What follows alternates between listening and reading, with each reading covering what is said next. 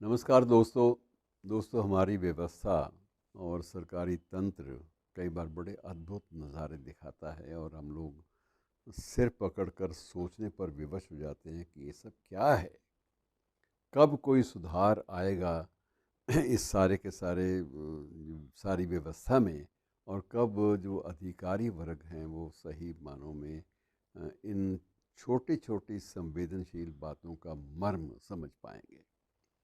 मैं अब जो बात आपको बताने जा रहा हूँ, जो आपसे साझी करने जा रहा हूँ, वो धनबाद की है।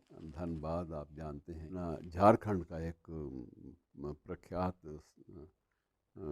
कस्बा है।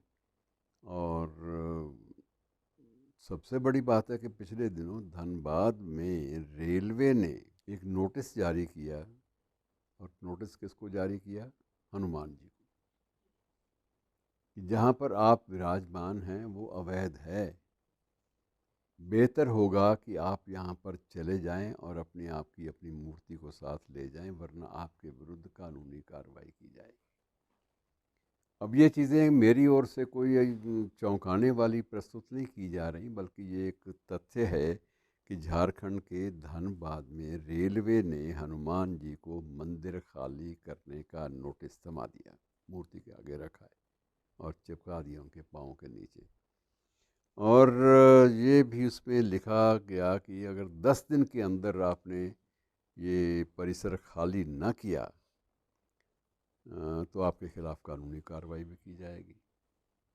अब जाहिर है कि अगर हनुमान जी ने उनको रात को इतना भयभीत कर दिया हो कि कम वक्त हो, मुझे जानते नहीं हो, तुम्हारी सारी लंका जो तुम्हारे तंत्र की है उसको मैं भस्म भी कर सकता हूँ।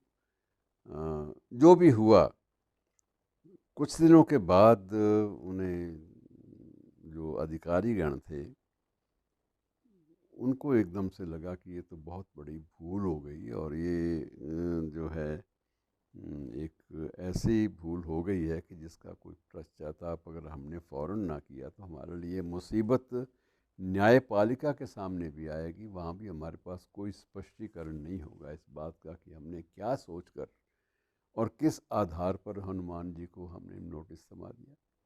ये धृष्टता जो है कैसे हुई, इसका कुछ भी कहा नहीं जा सकता। अब बाद में सीनियर सेक्शन इंजीनियर जो है धनबाद का, जो रेल मंडल का जो सीनियर सेक्शन अधिकारी है, नाम है S K चौधरी, उन्होंने विधिवत एक विज्ञप्ति जारी की और इसको स्वीकार किया कि ये एक मानवीय भूल है, ह्यूमन एरर है, और नोटिस में गलती से हनुमान जी का नाम लिख दिया गया है। और आगे से ऐसी गलती ना हो, इसके लिए संबंधित अधिकारियों को और संबंधित कर्मचारियों को भी चेतावनी जारी कर दी गई है। और हम भी अपनी तरफ से ये आश्वासन देते हैं कि भविष्य में ऐसी भूल कभी नहीं होगी, क्योंकि हमारा उद्देश्य कदापि ये नहीं था कि किसी की भावनाओं को आहत करें। और उद्देश्य सिर्फ यही था कि इस ज़मीन से अतिक्रमण हटाया जाए। और अतिक्रमण की ये थी कि बहुत सारे वहाँ 300 परिवार जो थे वो पिछले 20 सालों से रह रहे थे अवैध रूप से। और यद्यपि ऐसा नहीं है कि उन्होंने वहाँ पर कुछ और किया था, झुग्गी झोंपड़ी बनाकर अपना पानी फल सब्ज़ी वगैरह बेच लेते थे और अपना गुजारा कर लेते थे, लेकिन उनको उनका जो भी कब्ज़ा था वो अवैध था। और शायद उसी अवैध कब्ज़े को एक वैधानिक रूप देने के लिए, एक धार्मिक रूप देने के लिए उन्होंने वहाँ मंदिर भी बना दिया था हनुमान जी का, कि अब देखते हैं कौन यहाँ से किसको हटाता है। और कुछ लोग ये भी कहते हैं कि हनुमान जी ने भी रात को डरा दिया उनको।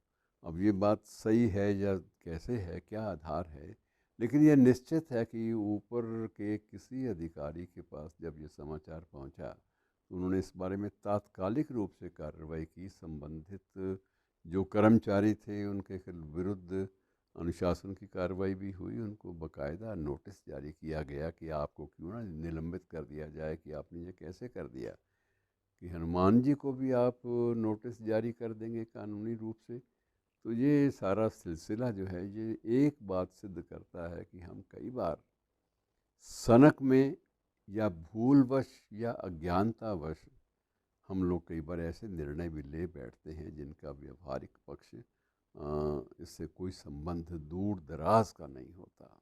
शुक्रिया।